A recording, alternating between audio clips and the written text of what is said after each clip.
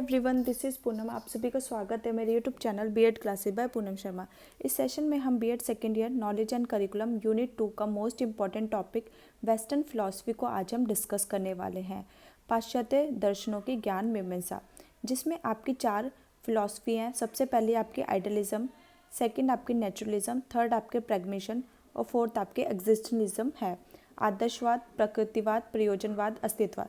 हम एक एक करके इन फिलॉसफी को आज हम डिस्कस करेंगे। सबसे पहले हम आइडियलिज्म को डिस्कस करेंगे, जिसमें हम इसके अर्थ, मीनिंग, डेफिनेशन, प्रिंसिपल, आदर्शवाद तथा शिक्षा, आदर्शवाद तथा पाठ्यक्रम, आदर्शवाद तथा शिक्षण विधियाँ, आदर्शवाद तथा शिक्षक और आदर्शवाद तथा बालक, इन टॉपिकों को आज हम इस वीडियो में डिस्कस करने वाले हैं। सेशन को स्टार्ट करने से पहले जो बच्चे मेरे चैनल पर नए हैं तो जल्दी से चैनल को सब्सक्राइब, लाइक एंड शेयर जरूर कर दें और टेलीग्राम चैनल जरूर ज्वाइन कर लेना, क्योंकि वहीं पर ही आपको सबसे पहले इंपॉर्टेंट अपडेट्स प्रोवाइड कराए जाते हैं। इससे पहले मैं आपको पेपर 1 के इंपॉर्टेंट क्वेश्चन ऑलरेडी करा चुकी हूँ और उनके टॉपिक्स भी हम कर रहे हैं और उनके आंसर्स भी आपको प्रोवाइड कराए जा रहे हैं। ये आंसर्स उन्हीं बच्चों को अवेलेबल होंगे जिन्होंने चैनल को सब्सक्राइब कर, तो चैनल जरूर सब्सक्राइब कर लेना और ज़्यादा से ज़्यादा अपने फ्रेंड्स के साथ शेयर करो जो आपके बीएड ग्रुप्स में हैं। ओके, अब हम इसके आइडियलिज्म के मीनिंग को समझेंगे। जो आपका आइडियलिज्म है, आदर्शवाद है, ये आपकी वेस्टर्न फिलॉसफी है, दर्शन शास्त्र है, जिसमें आपको जो सबसे पहले इंट्रोड्यूस किया गया था सुकरात और प्लेटो ने, और अन्य जो मनोवैज्ञानिक थे उन्होंने इसका समर्थन किया और इसको फॉलो किया, आदर्शवाद को। जो आइडियलिज्म है काफ़ी हद तक वेदांत से रिलेट है। वेदांत में जैसे बताया गया कि जो संसार है वो झूठ है, ठीक है। इसमें सबसे ज़्यादा महत्वता ईश्वर को दी गई है। ओके, आदर्शवाद आपका सबसे प्राचीनतम दर्शन है। अब हम इसके मीनिंग को समझते हैं। आइडियलिज्म 2 शब्दों से मिलकर बना है, आइडिया विचार, और सेकंड आपका इज्म। अब आप कहोगे मैम ये एल का क्यों यूज़ किया? एल इस शब्द की सुंदरता को बढ़ाने के लिए प्रयोग किया गया और इसका कोई भी मीनिंग नहीं है।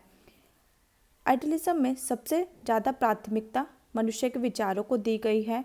उस विचारों, मानसिक मेंटल एक्टिविटी, जो मानसिक गतिविधियाँ उनको दी गई, और जो अपनी बुद्धि का प्रयोग करके जो तर्क लगाता है, रीजनिंग करता है, इसको महत्वता दी गई है। अब हम इसके शब्द, आपको एग्जाम में कैसे आंसर लिखना है। आदर्शवाद शब्द 2 शब्दों से मिलकर बना है, आइडिया प्लस इज्म। आइडिया शब्द का अर्थ है विचार और इज्म का अर्थ है वाद।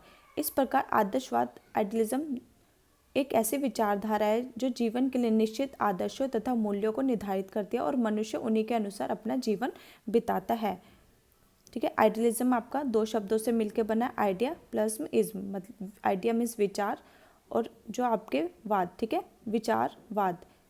जो मनुष्य का जीवन है इन्हीं मूल्यों पर, आदर्शों पर निर्धारित होकर और वो अपने जीवन को बिताते हैं। अब हम मनोवैज्ञानिक के जो आदर्शवादी थे उनमें से मैंने 3 मनोवैज्ञानिक की डेफिनेशन ली है। ये आपको अपने एग्जाम में ज़रूर लिखनी है, इसके आपको अलग से मार्क्स भी मिलते हैं। डीएम दत्ता के अनुसार आदर्शवाद वह सिद्धांत है जो अंतिम सत्ता आध्यात्मिक मानता है। जो आपका अंतिम सत्ता है वो क्या है? ईश्वर है। ईश्वर का ज्ञान प्राप्त करना। हैरोल्ड टाइल्स के अनुसार आदर्शवाद यह स्वीकार करता है, यह मानता है कि वास्तविकता भौतिक वस्तुओं तथा शक्ति की अपेक्षा विचारों, मन व स्व में निहित है, ठीक है। आदर्श ये मानता है कि जो वास्तविकता है भौतिक वस्तुओं तथा शक्ति, उसकी अलग जो हमारे विचार होते हैं, मन होते हैं, जो हमारे अंदर निहित है, उन्हीं को ही महत्वता दी है हैरोल्ड आदर्शवादी ने। ओके, आपका थर्ड है सी ऑक्सफोर्ड शब्दकोश। डिक्शनरी के अनुसार आदर्शवाद रूप में विचारों का प्रतिनिधित्व करता है और काल्पनिक प्रक्रिया, विचार प्रणाली जिसके अंतर्गत बाह्य प्रारूप विचारों से युक्त होता है। आदर्शवाद के आधारभूत सिद्धांत, फंडामेंटल प्रिंसिपल ऑफ आइडियलिज्म। आधुनिक जगत को महत्व। पहला प्रिंसिपल है इम्पोर्टेंस ऑफ स्पिरिचुअल वर्ल्ड, ठीक है। आदर्शवादियों ने आध्यात्मिक जगत मतलब ईश्वर को सर्वश्रेष्ठ माना है और भौतिक तथा प्राकृतिक जगत की अपेक्षा अधिक महत्व प्रदान किया है। जो आदर्शवादियाँ उन्होंने भौतिक जगत को इतना महत्व नहीं दिया है जितना उन्होंने प्राकृतिक जगत, आध्यात्मिक जगत को महत्व दिया। इन्होंने सबसे ज़्यादा ईश्वर को ही महत्व दिया है। अंतिम उद्देश्य आत्मानुभूति, परमात्मा का ज्ञान का स्वरूप भी आध्यात्मिक है। भौतिक जगत मिथ्या है, जिस संसार में हम रह रहे हैं वो सब झूठ है, इन्होंने महत्वता ईश्वर को ही दी है। सेकंड आपका आता है मानव व्यक्तित्व में विश्वास, फेथ इन ह्यूमन पर्सनैलिटी। आदर्शवादियों ने मनुष्य को ईश्वर को सर्वोच्च रचना मानते हैं। जो आदर्शवादी है उन्होंने कहा है कि जो मनुष्य की जो रचना की है ईश्वर ने, ईश्वर की सबसे अच्छी मनोरचना क्रिएशन मनुष्य को माना गया है। मनुष्य के अंदर अपनी बुद्धि के द्वारा वो नैतिक आदर्शों, सांस्कृतिक एवं आध्यात्मिक चेष्टा के द्वारा अन्य जीवों को अपने आप से अलग करता है। धर्म, नैतिकता, कला, साहित्य, गणित और विज्ञान जो सच्चे अर्थों में मानव संबंधों शास्त्र हैं, युग युगांतर से चले आए मनुष्य के नैतिक, बौद्धिक और क्रियाकलापों के परिणाम ही है। जो मनुष्य के अंदर आदर्श हैं, नैतिक मूल्य हैं, उन्हीं को एक पीढ़ी से दूसरी पीढ़ी में ही लाया गया है और वो इन्हीं सब का क्या है, परिणाम है, रिजल्ट है। थर्ड, अनेकता में एकता। जैसे कि आपको पता है हमारे देश में अनेकता में एकता है। हमारे देश में कई धर्मों के लोग रहते हैं, फिर भी हमारे में अनेकता में एकता है। चाहे आप उसको भारतीय कह लीजिए, मानव कह लीजिए, ठीक है। तो आदर्शवाद में भी अनेकता में एकता के सिद्धांत को मानते हैं। उसके अनुसार समस्त प्रकृति में एक ही चेतन तत्व विद्यमान है जो ईश्वर है। इस चेतन तत्व को ईश्वर के नाम से संबोधित करते हैं। संपूर्ण विश्व एक केंद्र शक्ति से ही संचालित तथा क्रियाशील है। जिस पृथ्वी पे हम रह रहे हैं, जिस धरती पे हम रह रहे हैं, वो एक ही धुरी से संचालित होती है। फिर आपका फोर्थ है, ठीक है, यही तत्व समस्त प्राणियों को विविधता के बावजूद एकत्व के सूत्र में बांधता है। फ्रोबेल का कथन है, इस भूमंडल पर जितनी भी वस्तुएं हैं उन सब की दैवीय एकता है, हमारा ईश्वर है, यही एकता परमात्मा है। फोर्थ आपका आता है आध्यात्मिक मूल्यों में विश्वास, बिलीफ इन स्पिरिचुअल वैल्यूज। आदर्शवादी आध्यात्मिक सत्यम, शिवम, शाश्वत को सर्वव्यापी मानते हैं। उनके अनुसार सत्यम, ट्रुथ, शिवम, गुडनेस, भगवान, ईश्वर तथा सुंदरम, शाश्वत एवं सर्वव्यापी, ये सर्वव्यापी हैं, सब जगह हैं। उनके अनुसार सत्यम, शिवम, सुंदरम के अनुसार जीवन का परम लक्ष्य इनके आध्यात्मिक मूल्यों को प्राप्त करना है, तभी ईश्वर की प्राप्ति भी संभव हो सकती है। ठीक है, जब हम आध्यात्मिक मूल्यों को प्राप्त कर लेंगे तभी ईश्वर को हम प्राप्ति संभव हो सकते हैं। इन तीनों आध्यात्मिक मूल्यों सत्यम, शिवम, सुंदरम मूल्यों की प्राप्ति में मानव के मन की तीनों क्रियाएं, ज्ञान, अनुभव और इच्छा भी शामिल होता है। जेस रोस के अनुसार आदर्शवादियों के अनुसार सत्यम, शिवम और सुंदरम निरपेक्ष गुण हैं जिनमें प्रत्येक अपनी आवश्यकताओं के कारण उपस्थित है तथा वह अपने आप को पूर्णतः वांछनीय है। ठीक है, हर एक व्यक्ति की अपनी अलग अलग आवश्यकता है, उसके बावजूद वह अपने आप को पूर्णतः तथा वांछनीय है। फिफ्थ आपका आता है नियामक व सामाजिक विज्ञानों पर बल, emphasize upon normative and social science. आदर्शवादियों ने नियामक व सामाजिक विज्ञानों के अध्ययन पर विशेष बल दिया है। नियामक विज्ञान के अंतर्गत तर्कशास्त्र, नीतिशास्त्र, सौंदर्य शास्त्र आदि आते हैं। इनका संबंध मानव जीवन के मूल्यों, उद्देश्यों और आदर्शों में होता है। सामाजिक विज्ञान के अंतर्गत समाजशास्त्र, इतिहास, अर्थशास्त्र, दर्शन शास्त्र और मनोवैज्ञानिक आदि विषयों को इंक्लूड किया गया है। आदर्शवादी इन्हीं के आधार पर अपने सिद्धांतों की व्याख्या करते हैं। फिर आपका आता है नेक्स्ट टॉपिक आदर्शवाद तथा शिक्षा। आइडियलिज्म में बच्चों को कैसे शिक्षा दी जाती है? इसमें बच्चों को दो प्रकार से शिक्षा दी जाती है, लौकिक और आध्यात्मिक। लौकिक शिक्षा वो होती है फिजिकल, जिसमें व्यक्ति अपने शरीर और अपने आवश्यकताओं की पूर्ति करता है। लेकिन जो आध्यात्मिक ज्ञान दिया जाता है उसमें धर्म, मानसिक विचारों द्वारा ईश्वर की प्राप्ति की शिक्षा दी जाती है और इसी ज्ञान के द्वारा व्यक्ति अन्य जीवों से अपने आप को अलग करता है। ठीक है, अब संसार में जो फिजिकल है, भौतिक में रह तो सब रहे, मानव भी रह रहे हैं और अन्य जीव भी रह रहे हैं। ठीक है, जब आध्यात्मिक ज्ञान प्राप्त हो जाता है तो मनुष्य अन्य जीव और मानव से अलग हो जाता है। अब हम इसको डिटेल में पढ़ते हैं, एक्सप्लेन करते हैं। आदर्शवाद दार्शनिक चिंतन के प्राचीनतम विचारधारा, जैसे मैंने आपको पहले बताया, जो आदर्शवाद है वो आपकी सबसे पुरानी विचारधारा है। आदर्शवादियों के अनुसार शिक्षा के माध्यम से व्यक्ति आध्यात्मिक गुणों को प्राप्त कर पाता है। आदर्शवादी के अनुसार शिक्षा के दो रूप हैं। पहला आपका है भौतिक, जिसमें हम रह रहे हैं, जिसमें हम अपने शरीर को और अपनी आवश्यकताओं की पूर्ति करते हैं। और दूसरा आपका आध्यात्मिक है, ईश्वर का ज्ञान। ठीक है, शिक्षा की भौतिक उद्देश्य शरीर की रक्षा करना है, फिर उसके बाद अपनी आवश्यकताओं की पूर्ति करना है। फिर आध्यात्मिक ज्ञान के साथ भौतिक ज्ञान भी बहुत महत्वपूर्ण है, क्योंकि इसी पर उसका ज्ञान जीवन निर्भर है। इसी की सहायता से वह अपने भौतिक वातावरण की अपनी इच्छा अनुसार आवश्यकता की पूर्ति के लिए अधिक उपयुक्त बना लेता है। फिर आपका आता है आध्यात्मिक गुण। मनुष्यों को पशु से अलग करते हैं। शिक्षा साध्य ना होकर एक साधन मात्र है, जिसके द्वारा आदर्श नागरिकों का निर्माण संभव है। हॉर्न के शब्दों में साध्यों का साध्य, लक्ष्यों का लक्ष्य। आदर्शवाद के अनुसार व्यक्ति, समाज और प्रजाति के लिए निरपेक्ष प्रत्यय को बढ़ता हुआ साक्षात्र है।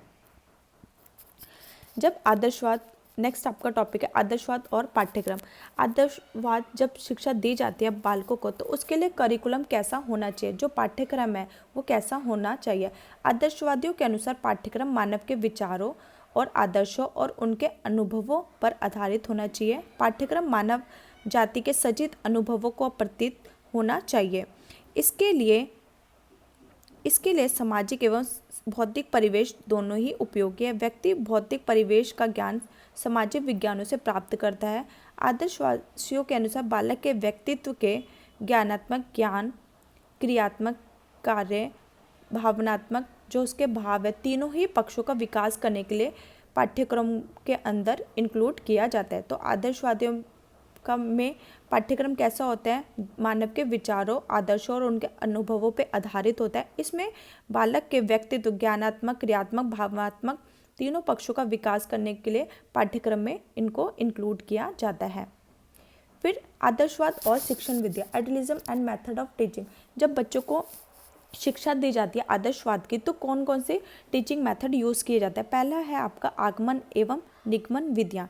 ठीक है, अरस्तु ने इस विधि द्वारा शिक्षा दिए जाने पर बल दिया। आगमन विधि, पहले बच्चों को सामान्य क्रियाएं सिखाई जाती हैं, फिर विशिष्ट क्रिया सिखाई जाती है। निगमन विधि, जिसमें पहले बच्चों को विशिष्ट, उसके बाद हम सामान्य क्रिया पे लेके जाते हैं। जैसे हमें किसी चीज़ को समझाना है तो हम बच्चों को एग्जाम्पल के थ्रू समझाते हैं, और फिर हम उसको डेफिनेशंस पे ले जाते हैं। ठीक है, रूल्स पे ले जाते हैं। ठीक है,